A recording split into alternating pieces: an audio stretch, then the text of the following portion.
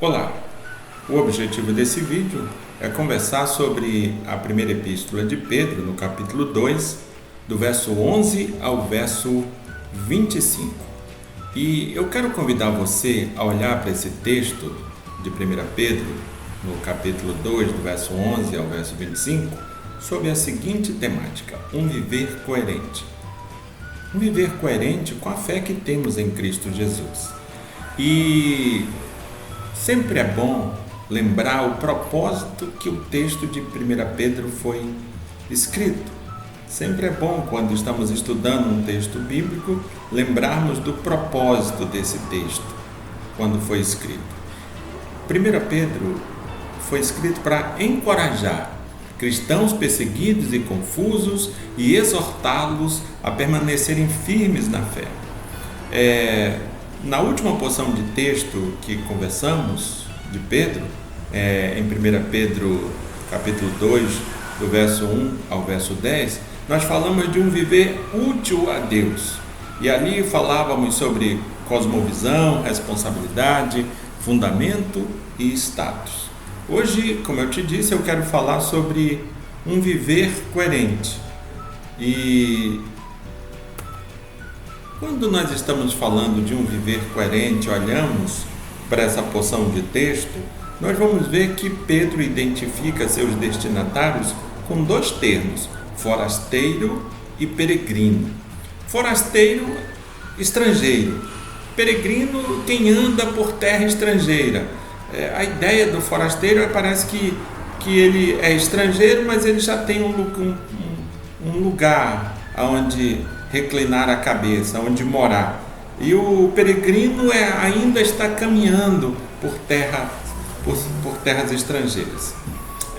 Na verdade, quando ele usa esses dois termos, forasteiro e peregrino, ele está lembrando que os discípulos, sendo forasteiros e peregrinos, eles deveriam assim adotar uma forma honrosa de vida, de maneira que agora a pátria verdadeira, de maneira que a pátria, os céus, tenham mantida uma boa reputação. Porque apesar deles estarem nessa vida, eles viverem nesse mundo, mas eles são cidadãos dos céus.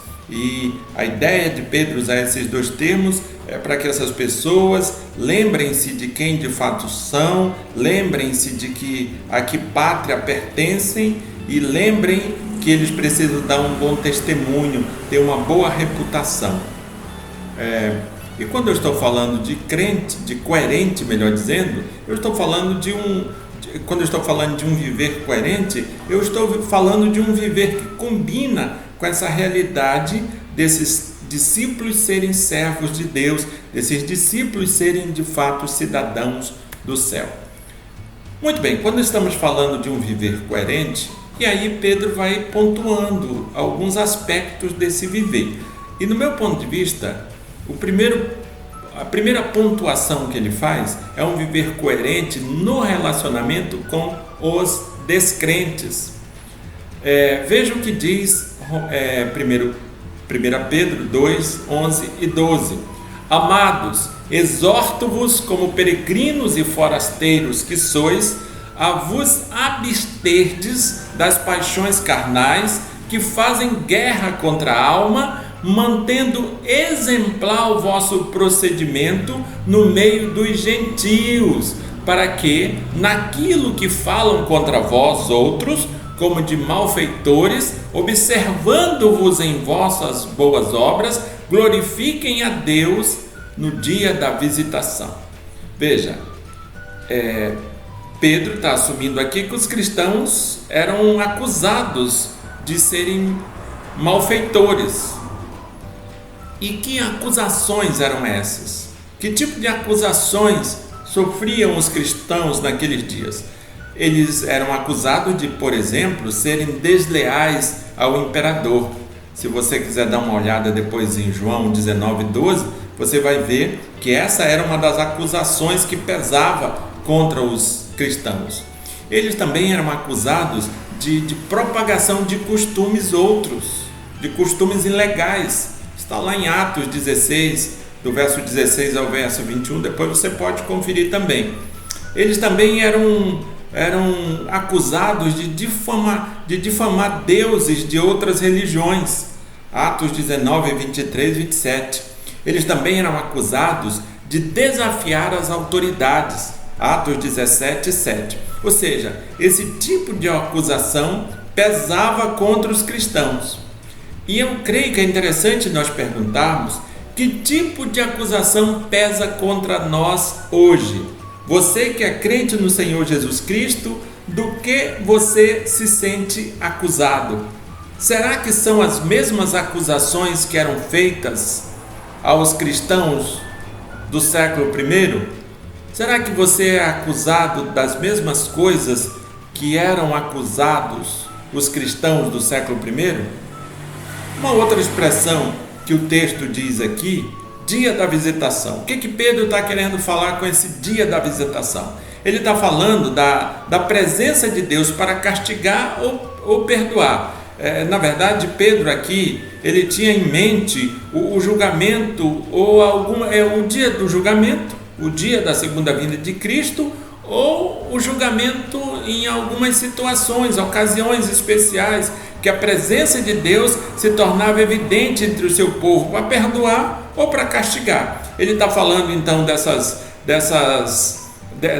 ocasiões que a presença de Deus torna-se inquestionável no meio do seu povo para perdoar e para castigar, mas ele tem também em mente o dia do juízo final. Veja, quando ele está falando do relacionamento, de um viver coerente no relacionamento com o descrente, ele nos faz lembrar, ele faz os seus destinatários lembrar, e a nós também, da importância que tem o nosso testemunho, da importância que tem a forma de vivermos no meio deste mundo, na importância que tem o nosso testemunho com relação ao descrente. Tem muitas pessoas que acham que só devem ter uma atitude que indica que elas são crentes no Senhor Jesus Cristo dentro da igreja, no relacionamento com irmãos da igreja, e acham que com descrente podem falar o que quer, podem dizer o que querem dizer, podem se comportar do jeito que quiserem. Mas uma das coisas que Pedro chama a nossa atenção aqui é um viver coerente no relacionamento com os descrentes. Como que forma você se relaciona com as pessoas que não são membros de igreja? De que maneira você se relaciona com essas pessoas? Essas pessoas, Deus poderia usar o teu comportamento para manifestar a graça e a misericórdia dele, e assim alcançar essas pessoas que são descrentes, mas convivem com você. Deus pode te usar. Você é um bom testemunho no meio dessas pessoas. Você é sal, é luz no meio dessas pessoas.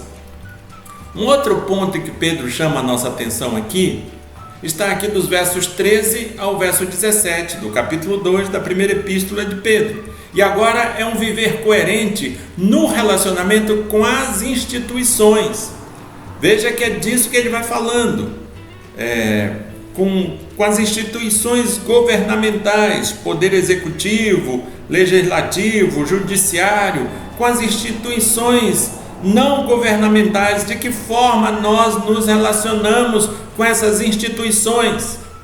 Veja o que ele vai dizendo: sujeitai-vos. O que Pedro está querendo dizer com essa expressão, com esse verbo sujeitai-vos?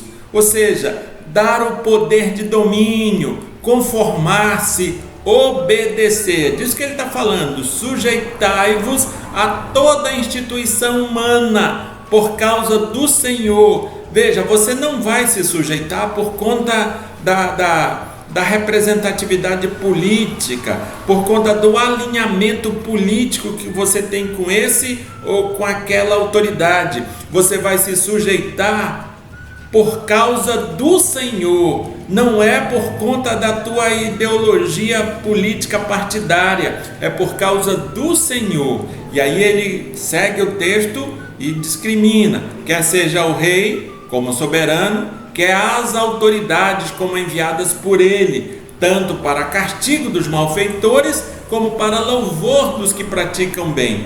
Ou seja, esse sujeitar-se é a toda e qualquer autoridade constituída, entendendo que essas autoridades elas não estão ali porque querem estar simplesmente, elas até acham que estão ali por mérito próprio, porque correram atrás, porque se esforçaram, mas do ponto de vista bíblico elas são o que são porque Deus as constituiu, as investiu de poder. Veja, e o texto segue e vai dizendo assim, porque assim é a vontade de Deus, que pela prática do bem façais emudecer a ignorância dos insensatos. Não é na revolução, não é no grito, não é na gritaria, é pela prática do bem. Isso aqui lembra aquilo que a Bíblia vai dizer em outro lugar, o que nós somos sal, nós somos luz. Então a revolução que a Bíblia nos chama para fazer é através do exemplo, da prática do bem. E o texto diz que à medida que a gente pratica o bem, a consequência disso é tirar o argumento daqueles que são ignorantes e insensatos, daqueles que falam contra nós. Porque assim é a vontade de Deus, que pela prática do bem façais emudecer a ignorância dos insensatos. Como livres que sois, nós somos livres, como livres que sois, não usando todavia a liberdade por pretexto da malícia, mas vivendo como os servos de Deus. Nós somos livres, verdade, mas uma outra verdade também que não podemos esquecer, se você é crente no Senhor Jesus Cristo, é que você é servo de Deus. Você é livre para obedecer a Deus, você é livre para se resignar, para se prostrar diante de Deus, para obedecer a Deus. E o texto ainda diz assim: tratai todos com honra, amai os irmãos, temei a Deus, honrai o rei. Então, quando Pedro está falando desse viver coerente no relacionamento com as autoridades, ele está usando a palavra sujeitar. E ele está dizendo que nós devemos nos sujeitar não porque queremos, não porque temos um alinhamento ideológico partidário. Ele está dizendo que temos que nos sujeitar por causa do Senhor. É interessante falar brevemente aqui sobre a postura de muitas pessoas que se dizem crentes nas redes sociais. Quando algum político, quando alguma autoridade está em desacordo com a sua ideologia, com a sua forma de pensar, com aquilo que esse crente às vezes esperava dessa autoridade, esse descrente, de longe, muito longe, age em total desconformidade com o que a Bíblia está dizendo aqui. Ele usa palavras de xingamento, ele não respeita, não demonstra respeito, ele se manifesta, mas se manifesta como um descrente se manifestaria. E não está errado o crente discordar, mas até para discordar ele tem que ter sabedoria, ele tem que se lembrar que a palavra de Deus nos orienta a nos sujeitarmos, não porque estamos gostando do que está acontecendo, devemos nos sujeitar por causa do Senhor. Então, se você pretende discordar de alguma autoridade, discorde, mas lembre-se quem você é servo de Deus, você não é um qualquer, você é servo de Deus, você está submetido à vontade de Deus. Discorde, manifeste a sua discordância, mas não esqueça que você é servo de Deus. Um outro ponto que Pedro nos traz aqui, está aqui dos versos 18 ao verso 20, e agora ele fala de um viver coerente no relacionamento com o patrão, um viver coerente no relacionamento com o patrão. E o verso 18 a 20 vai nos dizendo assim: servos. E aqui é interessante abrir um parêntese e te dizer que a palavra servos, lá no grego, transliterada é oiketai, que quer dizer exatamente empregado. Servos, no caso leia assim, empregado, sede submissos com todo o temor ao vosso Senhor, não somente se for bom e cordato. mas também ao perverso. Porque isso é grato, que alguém suporte tristezas sofrendo injustamente, por motivo de sua consciência para com Deus. Pois que glória há se pecando e sendo esbofeteados, por isso o suportais com paciência? Se entretanto, quando praticais o bem, sois igualmente afligidos e o suportais com paciência, isto é grato a Deus. É interessante a gente parar e pensar no que está sendo escrito aqui. Quando estamos refletindo sobre esse ponto, um viver coerente no relacionamento com o patrão, Pedro está dizendo para sermos submissos com temor ao vosso Senhor, ao nosso patrão, não somente se for bom e cordato, mas também ao perverso. Muitas pessoas, inclusive membros de igreja, acham que estão autorizados a pagar na mesma moeda aquele chefe, aquele patrão que é mau, que é perverso, que é mentiroso, que é falso.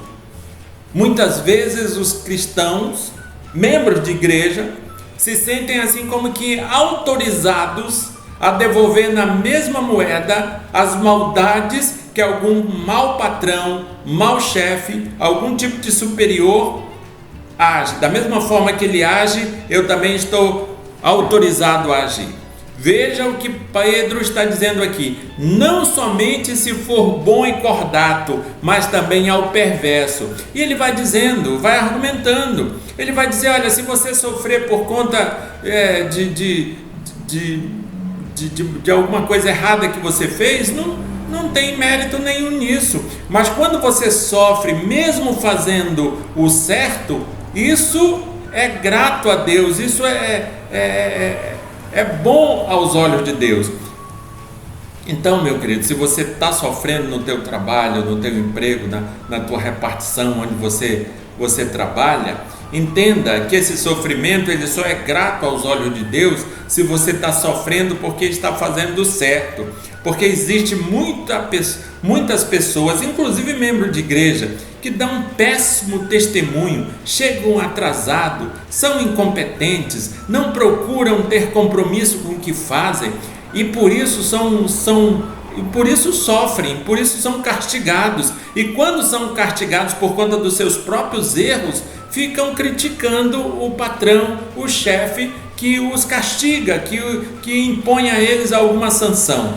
Veja, isso só é grato, esse sofrimento só é grato a Deus se você sofrer porque praticou o que é certo aos olhos de Deus. Se você sofre por conta da tua negligência, por conta do teu descaso e da tua competência, esse sofrimento é por tua conta e pelo teu próprio risco.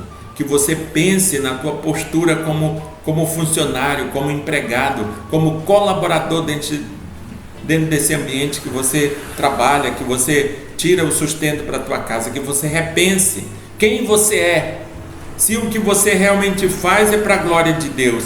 Se for para a glória de Deus e por conta disso você está sofrendo, louvado seja o Senhor Jesus por conta disso. Mas se for por conta da tua negligência, da tua maldade, transforme-se, mude de atitude, porque na verdade você está dando um péssimo testemunho para o Evangelho se é assim que você age. E os versos 21 a 25 nos convida a refletir e praticar. Veja o que nos diz os versos de 21 a 25. Porquanto para isso mesmo fostes chamados, pois que também Cristo sofreu em vosso lugar, deixando-vos exemplo para seguirdes os seus passos, o qual não cometeu pecado, nem dolo algum se achou em sua boca. Pois ele, quando ultrajado, não revidava com o traje, quando maltratado, não fazia ameaças, mas entregava-se àquele que julga retamente, carregando ele mesmo em seu corpo sobre o madeiro os vossos pecados, para que nós, mortos para os pecados, vivamos para a justiça. Por suas chagas fostes sarados, porque estáveis desgarrados como ovelhas. Agora, porém, vos convertestes ao pastor e bispo da vossa alma. algumas questões para nós refletirmos e praticarmos. Temos vivido como alguém que conhece o nosso objetivo aqui nesta vida? Você que se diz crente no Senhor Jesus Cristo, o teu viver demonstra que você conhece qual é o teu objetivo? Quem tem sido o teu exemplo? Por que você age da forma que tem agido? Quem tem sido o teu exemplo? É Cristo o teu exemplo? Qual tem sido o nosso sentimento e atitude quando nos sentimos ultrajados? O nosso comportamento evidencia que já estamos vivos para a justiça e que já temos um pastor e guardião de nossa alma? Que Deus te abençoe, que Deus seja contigo e que tua vida seja realmente um viver coerente. Um forte abraço.